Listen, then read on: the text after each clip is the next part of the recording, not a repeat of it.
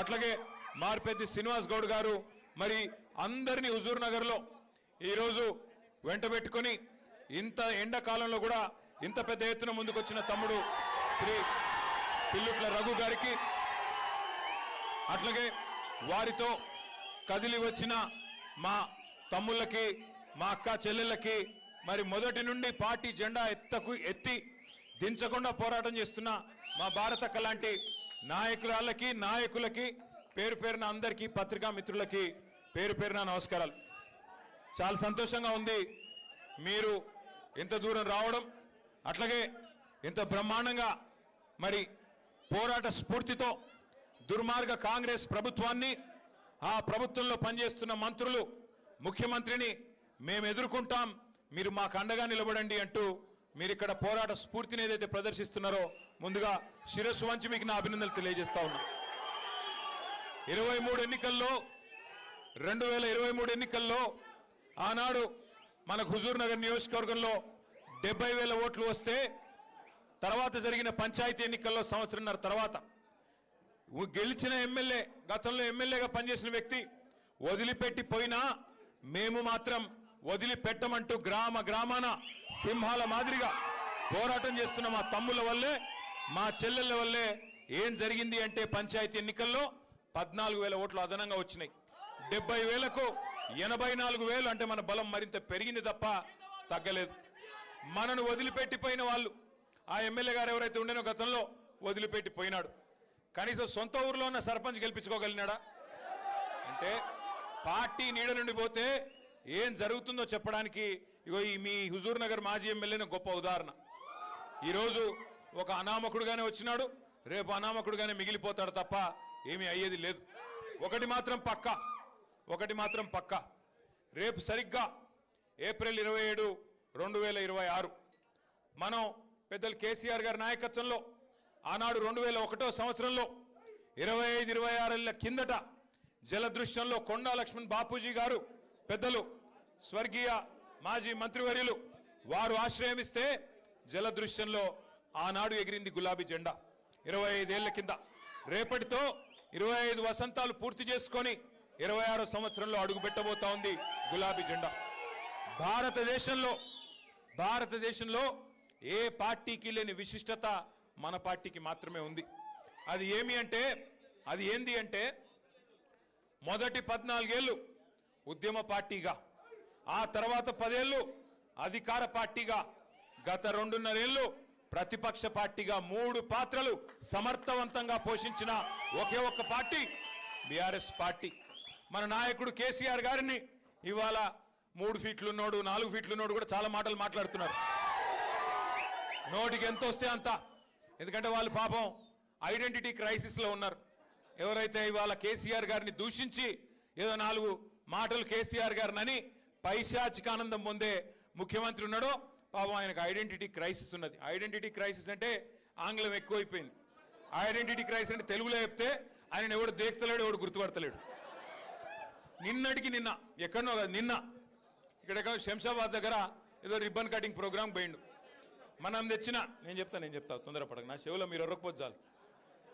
మనం తెచ్చిన కంపెనీ మన టీ హబ్లో పుట్టిన కంపెనీ. అది ఆ టీ హబ్లో పుట్టిన కంపెనీ పెద్దగా అంతరిక్షంలోకి రాకెట్లు పంపుతున్నది.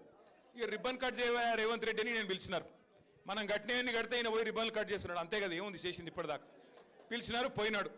సరే పోయినాడు, ఏదో పోజులు కొడుతూ అక్కడ నిలబడి ఇట్లా అట్లా పోజులు కొడుతున్నాడు. ఆఖరికి అక్కడ పిలిచే యాంకర్ అమ్మ ఉంటుంది కదా, ఆ అమ్మాయి ముఖ్యమంత్రి గారు అని చెప్పి శ్రీధర్ బాబు పేరు చెప్పింది తప్ప ఈయన మాత్రం గుర్తుపట్టట్లేదు. ఇది మొదటిసారి కాదు, చివరిసారి అంతకంటే కాదు. 2.5 ఏళ్ళు అయిపోయింది. యాంకర్లు గుర్తుపెట్టుకోవట్లేదు, యాక్టర్లు గుర్తుపెట్టుకోవట్లేదు, ఎవడు గుర్తుపెట్టుకోవట్లేదు ఆయన పేరు. ప్రజలైతే ఆయన పేరు తీస్తేనే బూతులో వర్షం కురిపిస్తున్నారు. నేను చెప్పట్లా ఇది, మీరు కావాలంటే ఆ యూట్యూబ్లో సోషల్ మీడియాలో చూడొచ్చు. ఎవరన్నా పోయి ఆయన ఎవరు ఉండే ఆయన పేరేంది అనగానే ఆయన పేరు చెప్పకు, ముఖం తిప్పుకుంటున్నారు. చివరికి హుజూర్ నగర్ పాత నల్లగొండ జిల్లాలో 12 సీట్లుంటే ఆగురా అయ్యా చెప్పని, పాత నల్లగొండ జిల్లాలో 12 సీట్లుంటే 12లో 11కి కాంగ్రెస్ ఎమ్మెల్యేలు గెలిపించినారు ఉమ్మడి నల్లగొండ ప్రజలు. సరే కారణాలు ఏమైనప్పటికీ జరిగింది జరిగిపోయింది. కొంత మన తప్పు ఉండొచ్చు, కొంత మన ఎమ్మెల్యేలు గతంలో పోటీ చేసిన వాళ్ళ చిన్న చిన్న లోటుపాట్లు ఉండొచ్చు, పొరపాట్లు ఉండొచ్చు, చిన్న చిన్న మరి అసంతృప్తులు అక్కడ ఇక్కడ ఉండొచ్చు. నేను కాదనట్లేదు, మేము కూడా మనుషులమే, ఆడినో ఎన్నో తప్పు చేసే ఉంటాం. అందుకే ప్రజలు ఆ తీర్పిచ్చారు, అందులో వేరే అనుమానం లేదు. కానీ విచిత్రమైన విషయం ఏమంటే, విచిత్రమైన విషయం, చాలా ఆశలతో ఏదేదో రంగుల ఈస్ట్మన్ కలర్ సినిమా చూపెట్టి ఏం చెప్పారు అన్నాడు. ఈరోజు ముఖ్యమంత్రిగా ఉన్న రేవంత్ రెడ్డి ఆ రోజు పిసిసి అధ్యక్షుడు, ఈరోజు ఉప ముఖ్యమంత్రిగా ఉన్న బట్టి విక్రమార్క గారు ఆ రోజు సిఎల్పి అధ్యక్షుడు. ఏం చెప్పారు ఆ రోజు విక్రమార్క గారు?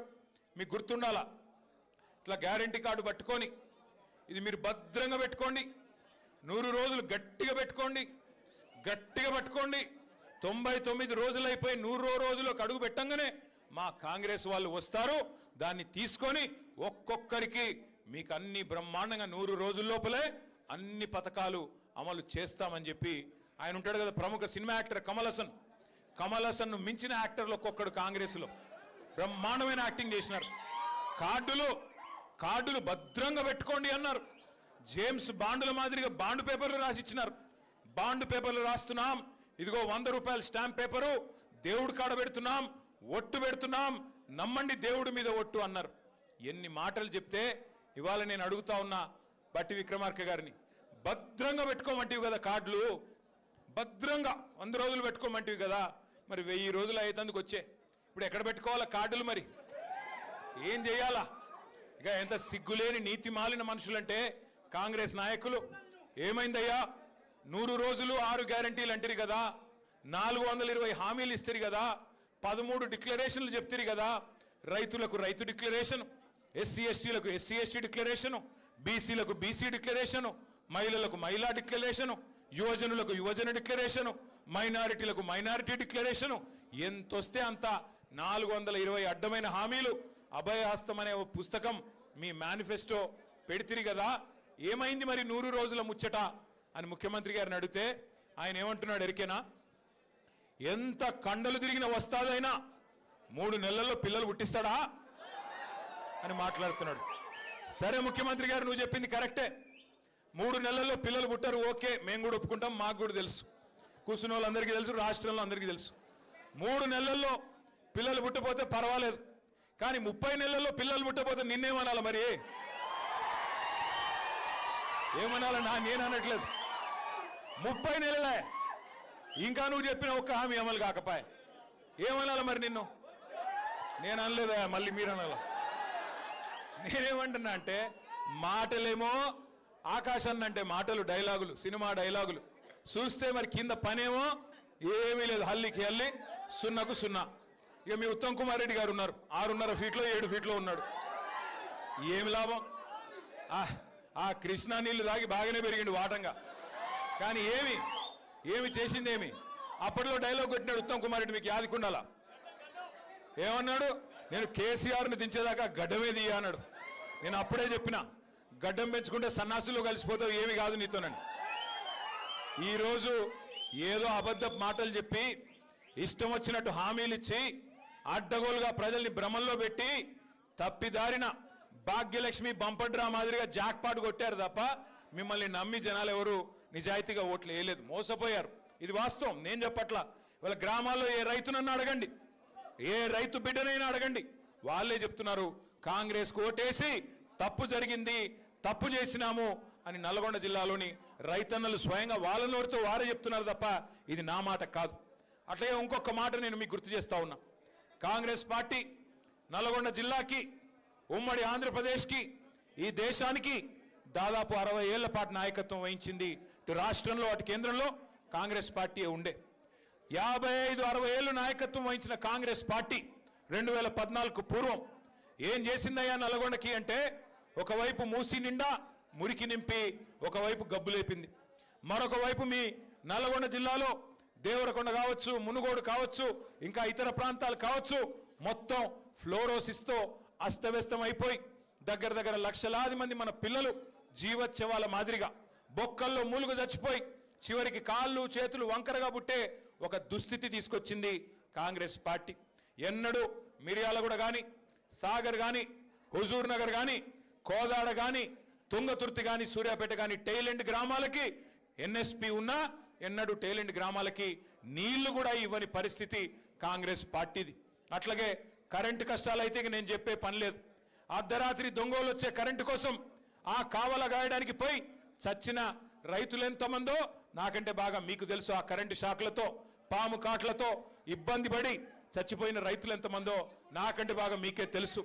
అట్లాగే నల్గొండలోని మూషంపల్లి అనే ఒక ఊర్లో ఒకే ఒక్క రైతు రామరెడ్డి గారు, ఒకడే రైతు రామరెడ్డి గారు 57 బోర్లేసి ఆయన పేరే బోర్ల రామరెడ్డిగా మారిపోయిన పరిస్థితి మీ జిల్లాలోనే మనం చూస్తున్నాం. మరి కేసీఆర్ గారు ఏం చేశారు? 60 ఏళ్ల కాంగ్రెస్ ఆనాడు మనకు నల్లగొండను అస్తవ్యస్తంగా అప్పజెప్పిపోతే 10 ఏళ్లలో కేసీఆర్ గారు చేసింది ఏందో ఒక్క నిమిషంలో నేను మీకు చెప్పే ప్రయత్నం చేస్తా.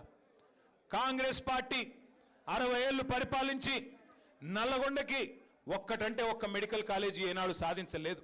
అదే కేసీఆర్ గారు కేవలం 10 ఏళ్లలోనే ఒకటి కాదు 3 మెడికల్ కాలేజీలు మీ జిల్లాలో పెట్టిన ఘనత నల్లగొండలో, సూర్యాపేటలో, భువనగిరిలో మన నాయకుడు కేసీఆర్ గారిది. యాదగిరి లక్ష్మీ నరసింహస్వామి మీ అందరికీ కూడా, అంటే మీ దగ్గర కొద్దిగా జాన్పాడు పోతారు, ఎక్కువ సైదులు అంతే కదా, దర్గాకు పోతారు. కానీ అటు పక్కన భువనగిరి ఆలేరు కాడికి పోతే మొత్తం యాదగిరి లక్ష్మీ నరసింహస్వామి ఆరాధ్య దైవం లక్షలాది మందికి. అట్లాంటి లక్ష్మీ నరసింహస్వామి దేవస్థానాన్ని ఎవరు పట్టించుకోలేదు గత 60 ఏళ్లలో. కానీ కేసీఆర్ గారు వచ్చిన తర్వాత 1800 కోట్ల రూపాయలతో ఇవాళ భారతదేశానికే తలమానికమైన ఒక అత్యద్భుతమైన పుణ్యక్షేత్రాన్ని మీ జిల్లాలో నిర్మాణం చేసింది కేసీఆర్ గారి ప్రభుత్వం. అట్లాగే మీ పక్కనే ఉండే మిర్యాలగూడ నియోజకవర్గంలో ఒక గోదావరికి మాత్రమే పరిమితమైన విద్యుత్ ఉత్పత్తి కేంద్రాలని నల్లగొండ జిల్లాకు తేవడమే కాకుండా జగదీష్ రెడ్డి గారి నేతృత్వంలో దామరచెర్లలో భారతదేశంలోనే అతి పెద్దదైన ultra mega power project plant దాదాపు 35,000 కోట్ల రూపాయలతో ఏర్పాటు చేసింది కేసీఆర్ గారి ప్రభుత్వం.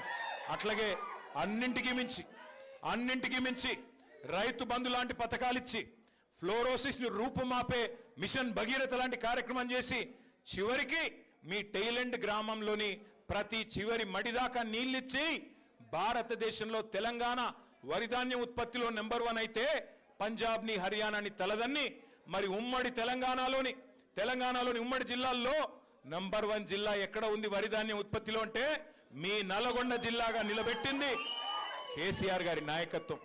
ఏం చేసిండయ్యా కేసీఆర్ అంటే ఇవాళ ఇంతున్నోడు అంతున్నోడు ఎవడు పడితే వాడు ఏది పడుతుంది మాట్లాడుతున్నాడు. ఏం చేసిండు కేసీఆర్ గారు? ఒకడు అంటాడు అప్పుల పాలు చేసిపోయినాడు కేసీఆర్ అంటాడు.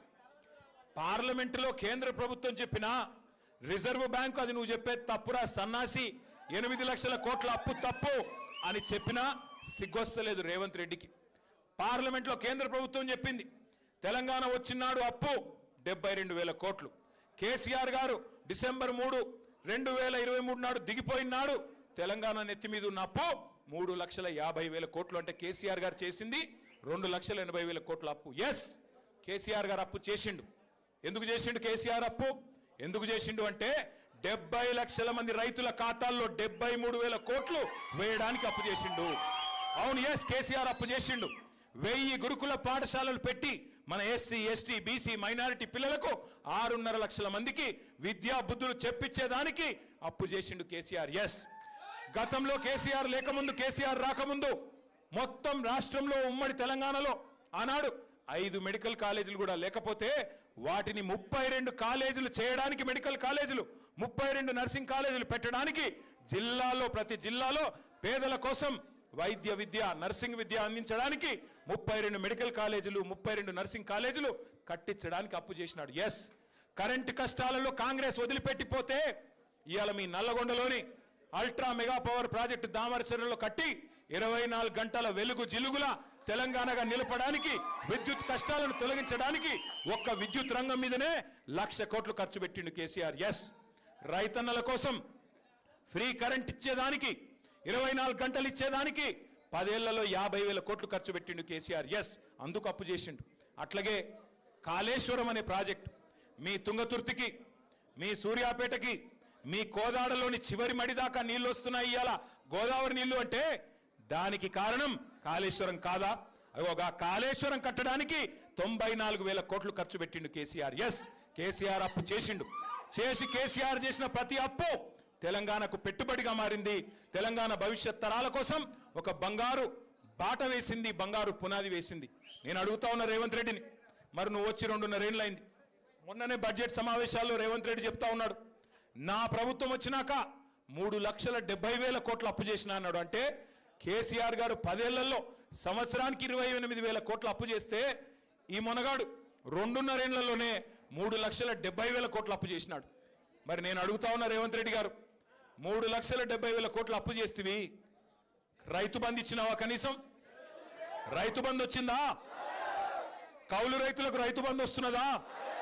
రుణమాఫీ సంపూర్ణంగా జరిగిందా? పెన్షన్ 4,000 అయ్యిందా? అత్తలకు 4,000, కోడలకు 2,500 వస్తుందా? తులం బంగారం వస్తుందా? స్కూటీలు వస్తున్నాయా? విద్యా భరోసా కార్డులు వచ్చినాయా? 10వ తరగతి పాస్ అయితే 10,000 రూపాయలు వచ్చిందా? 12వ తరగతి పాస్ అయితే 15,000 రూపాయలు వచ్చిందా? డిగ్రీ పాస్ అయితే 1,00,000 అన్నాడు వచ్చిందా? పీజీ పాస్ అయితే 5 లక్షలు అన్నాడు వచ్చిందా? మరి ఏం బీకినావని అడుగుతా ఉన్నా. ఏంది నువ్వు చేసింది? ఏంది నువ్వు చేసింది 2.5 ఏళ్లలో? ఢిల్లీకి మూటలు మోయడం తప్ప. మొన్న అంటున్నాడు రేవంత్ రెడ్డి గారు, నేను మారిన మనిషిని అంటున్నాడు. నేను మారిన మనిషిని. అవును, మారావు. తెలంగాణ రాకముందేమో, తెలంగాణ వచ్చిన కొత్తలో టీడీపీలో ఉన్నప్పుడేమో 50 లక్షలు మోసేటోడు బ్యాగులో, ఇప్పుడు 1,000 కోట్లు మోస్తున్నాడు. అంతే తేడా. మారింది ఏంటి అంటే బ్యాగు మారింది, మనిషి వాడే, బ్యాగు మాత్రం మారింది. అట్లాగే ఈ మధ్యన ఇంకో డైలాగ్ కొడుతున్నాడు. ఈయనంట కర్ణుడు లాంటోడు అంట రేవంత్ రెడ్డి లాడు. కరెక్టరా నాయన, నువ్వు కర్ణుడువే. ఎన్నికలకు ముందేమో దానవీర శూర కర్ణ, ఎన్నికలకు ముందు దానవీర శూర కర్ణ, ఇది ఇస్తా అది ఇస్తా, మీరు బ్యాంకుకి లగెత్తుకొని పోయి 2 లక్షలు తీసుకోండి, నేను వచ్చి రాగానే మాఫీ చేస్తా, ఆడోళ్ళందరికీ తులం బంగారం ఇస్తా, నెలకు 2,500 ఇస్తా, 1,00,00,000 మందిని కోటీశ్వరులు చేస్తా, బీసీలకు 1,00,000 కోట్ల బడ్జెట్, మైనారిటీలకు సప్లాను, బీసీలకు సప్లాను. ఎలక్షన్లకు ముందు దానవీర శూర కర్ణ, ఎలక్షన్లు అయిపోయినాక కుంభకర్ణ. దున్నపోతులాగా నిద్రపోవడం తప్ప, ఢిల్లీకి ట్రిప్పులు వేయడం, ఎక్కే విమానం దిగే విమానం తప్ప ఏంది నువ్వు చేసింది? అందుకే ఉత్తమ్ కుమార్ రెడ్డి, రేవంత్ రెడ్డి వాళ్ళిద్దరికీ తెలుసు, ఎన్నిక ఎప్పుడొచ్చినా వీపు చింతపండు అవుతుంది తెలంగాణ ప్రజల చేతుల్లోనే మాట తెలుసు. అందుకే ఇవాళ రకరకాల కుట్రలు చేస్తూ ఉన్నారు, రకరకాల కుట్రలు చేస్తూ ఉన్నారు, రకరకాల ఎత్తుగడలు, రకరకాల కుటిల ప్రయత్నాలు.